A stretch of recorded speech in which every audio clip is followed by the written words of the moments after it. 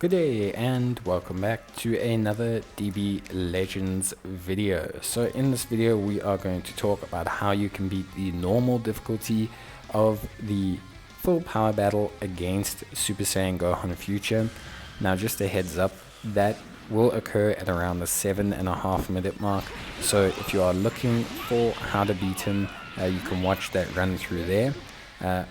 Full disclaimer though, I am going to talk about full power battles and give you the tips before that point. So either you can skip there while that attempt happens, or you can hang around and kind of, listen to my thoughts on full power battle and everything else. But it's up to you, no problem. So just before I get to how to beat the event, my thoughts on the full power battle are pretty strong. I think the community's had a pretty strong response to this, that it feels incredibly difficult for the rewards that you're getting. It feels like you are, someone once said, it feels like I'm playing Elden Ring for a free-to-play unit, which I think is a good summation of what people's demeanor is. Now, I think it is difficult to gauge because it's a new PvE event, and I think, people have been asking for more difficult PvE content that people can enjoy, and I think full power battles are the test of that kind of content. But I think there's three important things when evaluating full power battles as a game mode that we need to kind of think about. The first one is the rewards. So I just think right now, a big concern for me is that if full power battles seem to be incredibly difficult, for the reward of getting 1000 Z power for a free-to-play unit, which just isn't exciting. It's really not that exciting. I myself love Trunks, but to finish all three full power battle difficulties just to get his final Z power for a free-to-play unit feels really like not rewarding. Maybe if there was some chrono crystal rewards or something, it would make it feel a lot more appealing, but it raises concerns about the long-term future of it. Are they going to use it for ultra rare units? Are they going to use it for summonable units? It concerns me that it's this difficult right off the bat. I think the second thing as well is the AI. The AI make this game mode a lot harder and less enjoyable than it should be. Firstly, they don't dodge attacks properly. I mean, you'll see this one on the screen where you have to dodge all the attacks that come at you, and the AI just most times don't dodge. So they'll get hit by both sets of attacks or three attacks. They just get hit by everything. They just do not care. They are very clumsy. They are very unorganized to work with. I think the game mode would be better to run with 3 other players.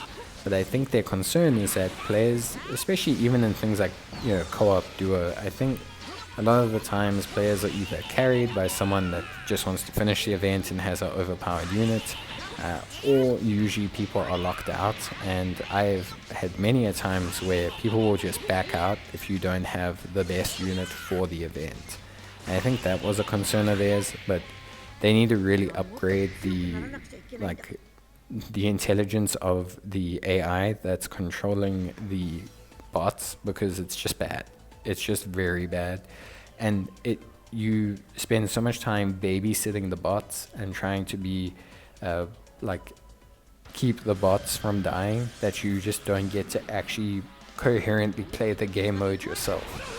I think also the final issue I have with the game mode is again, it comes down to something like the lack of understanding. So, for example, like they recently did on their streams and stuff, their kind of like presentation stream for content, and that they kind of said like, oh, hey, you need to do this and you need to do that. But I think when you make one game mode that requires you to kind of do the exact opposite of other game modes, I think it needs to be better portrayed, and it needs to be better communicated. Like they do a tutorial on full power battle, but they just say you need to beat the burst, and they show you moves that do damage. They don't. I know it sounds simple, and you'd think on paper that people would use moves that do the most damage to defeat the burst, but that's the exact opposite of duo co-op. That's the exact opposite of every other event we've ever done. So I think it just needs to be better portrayed and better presented and put out there a lot better. So in terms of full power battle, and in terms of how to beat full power battle, there are again 3 key areas of focus. So the first major area is the burst, the ultra burst that the opposition enemy will utilize. In this case, Gohan tends to do it on normal difficulty at when he's left with 20 health bars, and roughly when he's left with about 10. And he will do the ultra burst. If you do not stop the ultra burst, it will do huge AoE damage and basically makes it impossible to beat the event. The easiest way around this is to hold your Rising Rush. For this ultra burst, you will do about 2/3 of the bar, and then to hold all other attacks or ultra attacks that you have for this moment as well. That generally will protect you and keep you safe. It will be something that really helps you to beat the burst bar and really control how the event is going, and that's really, really good. The second most important thing is to assist and switch out with your allies. So your allies here, they have a little exclamation mark that will appear next to them when they are being targeted with a move.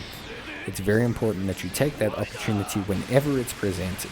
The reason being is once the Ultra Burst has been finished, you will gain bonus, or once the Ultra Burst starts, you will gain bonuses based on how many you assisted. That will increase things like key recovery, draw card speed, and in some cases will also increase damage. This is very important because that's how you're going to be able to get your second Rising Rush. If you do not do this, the chances of you pulling a second Rising Rush between the first phase and the second phase is highly unlikely. And the reason that is because you haven't been able to get the second Rising Rush with attacks. You'll see here a very big reason why I keep failing with just a couple bars left is because the AI keeps dying, yes, but it's also because I don't manage to exchange. Now in this successful run here, you'll notice I managed to assist quite a few of my allies when they're being attacked, and that gives me the speed to pull the cards so that I can get the full second Rising Rush. That second Rising Rush is very, very important, and it's because you need it to break the second Ultra Burst. The timing between the first and second Ultra Burst is very, very close. So by increasing your draw card speed and your key regeneration, you'll be able to fire off enough attacks in between to get that successful Rising Rush. And then the third most important thing is evasion. You can't really control the bots, but you can control yourself. And so you need to save your vanishing gauge so that when you assist, you can jump out of attacks. You need to make sure that when they enter the Ultra Burst phase, like Gohan will do now, that you dodge all of his attacks here, because it's very, very important, and it will help you stop taking unnecessary damage. And that's it. Those are like the 3 most important factors. Obviously, other stuff like making sure you understand your unit's abilities, what their support items do, what their support skills do, what their special skills do, their main skills, etc. will help you. But you can't really control the other 3 AI. Also, another heads up is to just understand when the AI are doing something.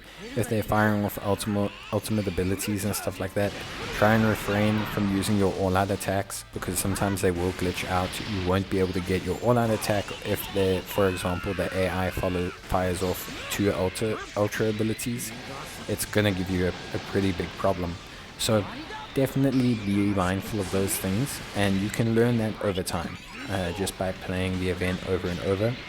Try to also choose and use the character that dishes out the most damage, because very often you can be left with very few characters left and you need to deal 2 or 3 bars of damage, and it's highly advised that you control that character, because you don't want to be left with 1 bar of health and you're unable to do the damage.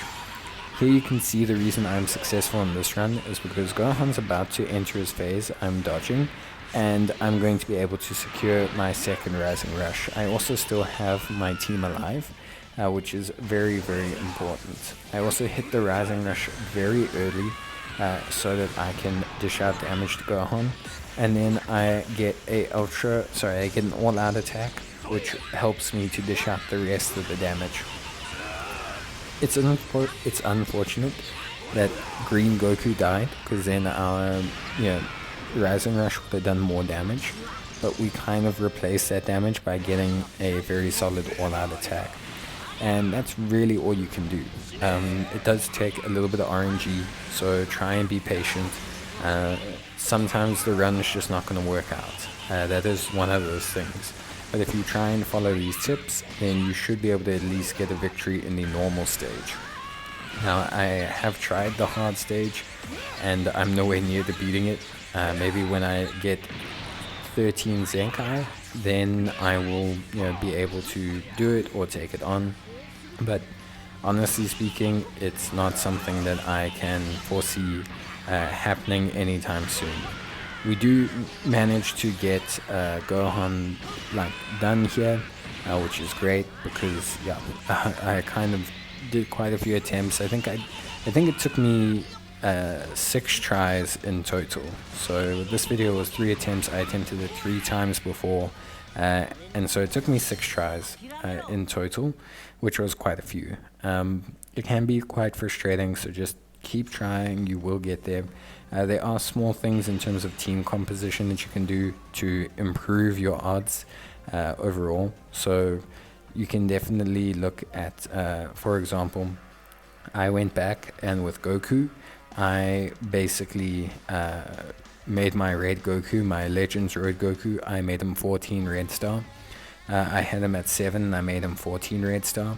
I also redid equipment for a lot of my units, updating it. I had a lot of outdated equipment. I made sure that I had that all done.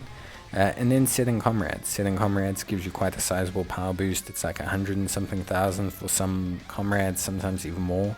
And I managed to add one more comrade, which really gave me a nice little boost as well. And remember to try and add battle bonus characters. Like for example, a next step for me would be to have a battle bonus character for this slot where Goku Rose is in. I don't currently have one, but to have one would be really good and would help me out a lot. So try and juggle things around there where you can. It does help you a lot. It does dish out more damage, and it does just do a lot more in general. But that's going to be it from me, guys. So I hope this helps you, and bye.